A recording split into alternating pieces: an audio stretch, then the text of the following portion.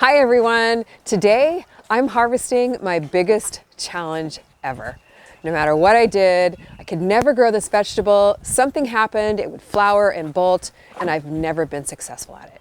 But today I'm very excited to be harvesting it when I bring you along with me and also share the adjustments I made to bring me to this day. The vegetables that have been challenging for me for a long time are broccoli and cauliflower. Now they need about 90 days of cool, sunny temperatures in order to get nice big heads. And the problem is we don't often have that here in the wintertime in Southern California. They bolt, go to seed. I've never really grown them in a full sunny spot. They've gotten full of bugs and it's just never worked out for me until this year. So here it is. I'm so excited. I've been frustrated all these years and I'm so proud of myself to finally come to this day when it's ready. Now the cool thing is I found this variety called Vita Verde cauliflower and it's actually broccoflower.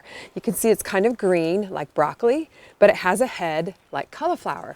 Broccoflower, and it's a lot easier to grow and I'll tell you more about that in just a moment, but for now I cannot wait to dig in and harvest this thing. Ooh, this is exciting. I can't wait. Now, it can be tricky to know when to harvest broccoli or cauliflower or broccoflower. You kind of need to get its sweet spot here.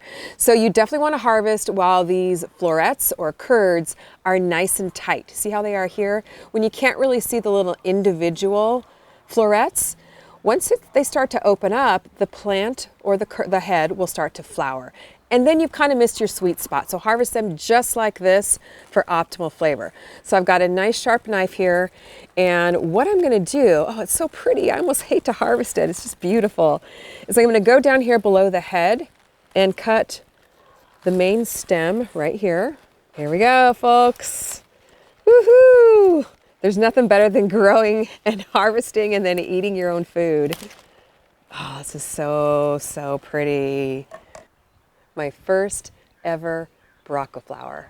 The heads can grow up to 6 inches. This one is probably 4 inches or so, but we've got Double Delight here, another small one right behind it. You can see this head is much, much smaller. However, I'm gonna go ahead and harvest it now because the florets are nice and tight and it looks like they might be starting to open up.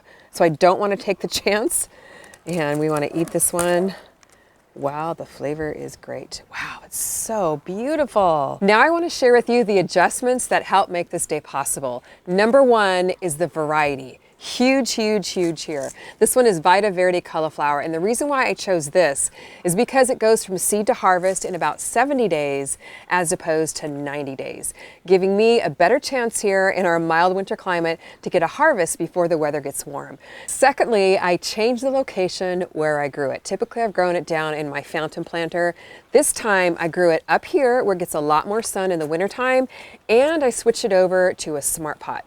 Now, this is a 15-gallon smart pot. The advantage to that is with the handles, I can move it around into the sun when I need more sun or into the shade on the random hot winter days. So it really did help me be successful. The third adjustment I had to make this year was for the dreaded cabbage looper, which chew holes in tiny little seedlings when they're young and never allow your broccoli and cauliflower to come to fruition. But when it was young, I covered it with tulle, like I have these little seedlings here right now, and it kept the cabbage loopers off, allowed the plant to mature so it could get bigger and I could harvest it today.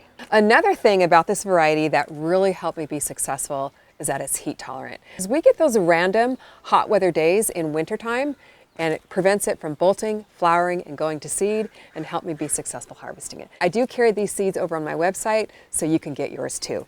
All right, let's dig in. Love the green color. Wow.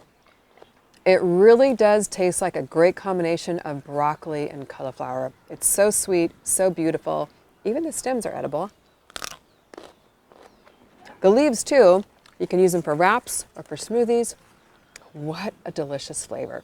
Now, from what I can tell from my research, broccoflower does not produce side shoots that you can continue harvesting like broccoli and cauliflower do.